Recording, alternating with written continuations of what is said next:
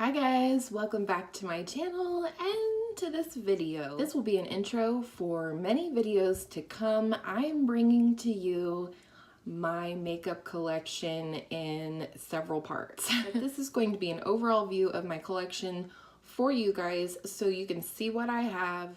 Also, I can try and answer questions for you in terms of my experience with these products. I just want to make you guys aware of what's lurking in my collection in case you haven't seen me using them on film, which there's a lot of things that you probably haven't seen me use.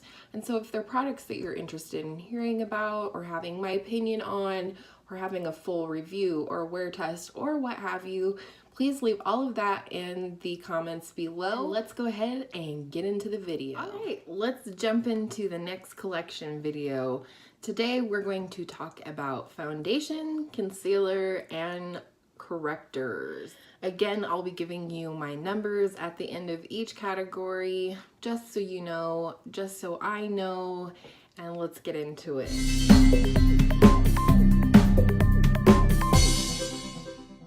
Start with correctors. I have two. I do have the first one that I purchased. I love. This is my Ride or Die corrector if I need something for a dark under eye day. This will cancel out any darkness for me, and it is the Pixie Correction Concentrate in the shade Brightening Peach. This is what it looks like. And then the second one that I have, I received in a kit from Sephora. You know I love my kits. This is a mini of the Becca Under Eye Brightening Corrector. Little tiny baby like this. And I'll show you the product here. You can see I've dug into this one. However, a little bit does go a very long way. Here we go. You can see this right here is the Pixie one. And it is emollient, but not super emollient. It does get a little tacky enough to put your concealer on top, but not too tacky.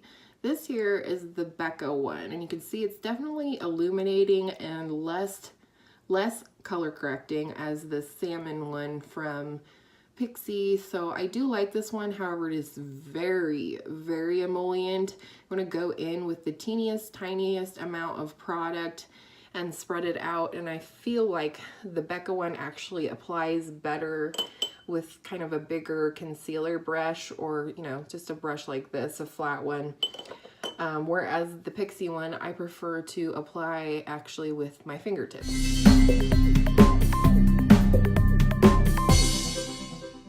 Next, let's go ahead and move on to concealer. I am going to break these up in terms of coverage for you, just because I think that will be the most helpful way.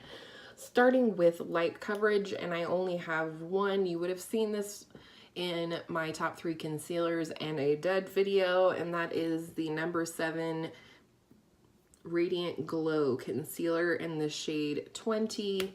This one does have a brush tip applicator, which I actually don't mind at all. This is light coverage, however, it is the most hydrating concealer that I have used to date. I will absolutely repurchase this once I finish it up.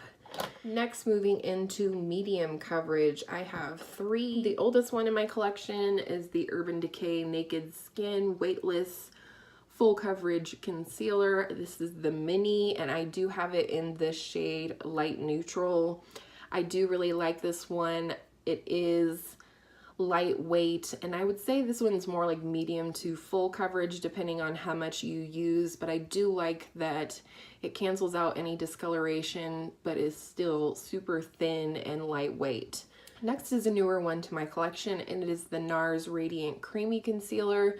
I have mine in the shade Medium 1 Custard, and this is what it looks like. It's a solid medium coverage, if not buildable to full coverage. It is creamy. It is a little bit thicker consistency than the Urban Decay one, but comfortable and not cakey or drying or anything like that. So I do like this one. And last, for medium coverage, I have the Stila Aqua Glow Serum Concealer. This is brand new to my collection. I literally just got this yesterday. It is what I'm wearing today, but spoiler alert, I'm very impressed with this. And then I have two for full coverage. One is from the drugstore, as well as the other one is the more high end. If you did watch my top 3 concealers and a dud, you would know that I detest the Shark tape, which is what I like to call it. That's just how it comes out. I have the shade, again, light neutral, and while I think this has fantastic staying power, it's great for priming the lids, it's so dry under my eyes and I'm just not going to be able to use it that way. I can use it on my eyelids, I cannot use it under the eyes. However, I do like to use it to highlight down my nose as a means of keeping the foundation and whatnot from rubbing off because of my glasses. And, you know, just different areas around my nose or what have you where I want a little extra staying power maybe than what my foundation offers.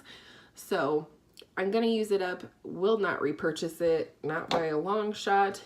And the last one is another older one in my collection that I purchased at the beginning of my journey in beauty, and it is the Pixie by Petra Pat Away Concealing Base, and I have the shade Nude.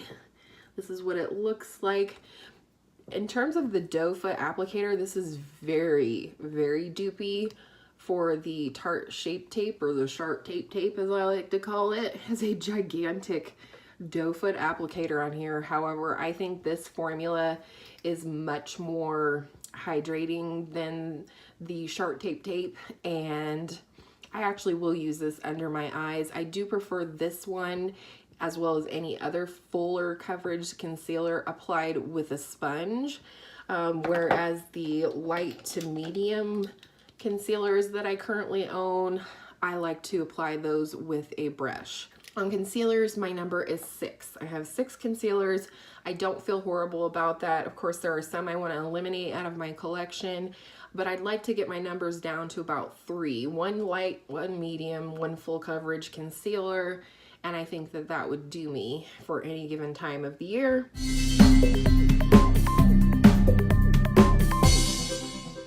And lastly is foundations. As much as possible, I've tried to arrange these in what I think their various forms of coverage are.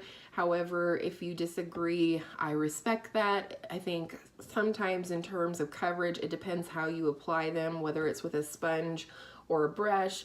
When you apply with a sponge, it tends to shear it out a little bit. When you apply with a brush, it actually tends to build the coverage up. So depending on how you use them, this is just my best guesstimate, I guess, of the coverage that each of these offer. So let's go ahead and start with the light coverage. This is actually one I received in an Ipsy bag, and I really, really love everything that I've tried from this brand. It is the Pur-lisse BB Tinted Moist Cream, which is a horrible name, with SPF 30. It says natural looking coverage with a flawless finish for all skin types, even sensitive.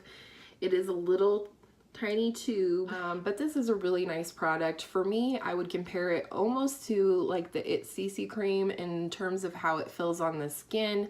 However, this is a much, much lighter coverage. And then we have the Pixie H2O Skin Tint, which is called a tinted face gel in the shade number 2 Nude. We'll give you just a little tiny swatch type thing of this just so you can see the consistency because it's very unique. But here it is on the back of my hand, and then it becomes very sheer as you blend it in. It is exactly what it says. It is a tinted face gel.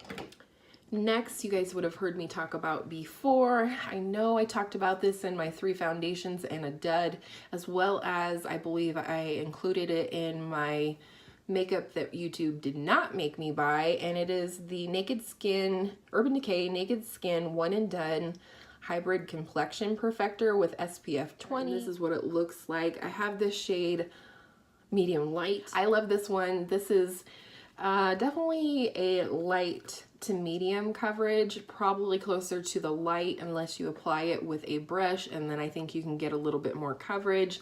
The thing I like about this though, however, is that it is a cream to powder finish. I think a lot of times when you get a light coverage product, you end up sacrificing any matte qualities to it. I think a lot of BB creams and light coverage foundations tend to be pretty dewy, which is not favorable to my combo to oily skin type. So I really like this one for that reason. Next is very new to my collection. I've been wanting to try this for quite a while, and I did the stupid thing that I've done before, which is ordering foundations online, you know, without really knowing the proper shade. And how I ever thought this was the proper shade, I'll never know. But this is the Physicians Formula, the Healthy Foundation with SPF 20. And I did buy the shade, don't laugh, Light Neutral 4. So yeah. I do really like the formula of this. One of the things I already love about this foundation is that it has a doe foot applicator, and I find that super nice because I tend to, you know, put my foundation or what have you on the back of my hand, and then I dot it on my face, and then I go in, whether I'm using a sponge or a brush, and, you know, apply it. I love this for that reason. You can just dot, you know, put it wherever you want on your face, and then just go in and blend it out with your favorite sponge or brush. So I really do like this one. It feels nice and hydrating. Definitely a light to medium coverage depending on how you apply it.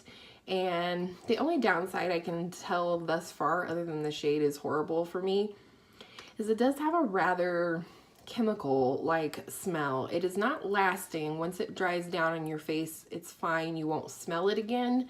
But it does have a scent to it, and so if you're one that suffers from migraines or other things that are triggered by smell, maybe skip this one. Next is another foundation that I talked about in my top 3 foundations in a dead. This is one that I consider full coverage, or as full coverage as I prefer. It is the IT CC Cream, yeah, the IT Your Skin But Better CC Cream. With SPF 50. I currently have the shade Light, and it's actually quite a good color match for me. I feel like the shades in the CC Cream line tend to run a little darker than what they say, or what you would think that they would look like for the names. So I rather like this. I feel like my skin just looks like beautiful skin when I wear this. I find that it lasts a really long time, even on my oily to combo skin. And I just really like it. I love any kind of formula that comes in this airless pump packaging, like the Urban Decay one and the IT CC Cream. You can see that this just collapses in on itself. You don't have to fuss or fight with the packaging. It just collapses on itself as you use product up. And I feel like that way I get my money's worth. I get every last drop that I can get out. So now, if we were doing a top 3 and a dud, all of these next ones would be a dud for me. These are things that I bought at the very beginning of my journey in beauty, before I really had a handle on my skincare, which did happen really fast after I started my journey. But again, these are products that I don't know. They're just not my preference. I'm learning that I don't care for full coverage foundations.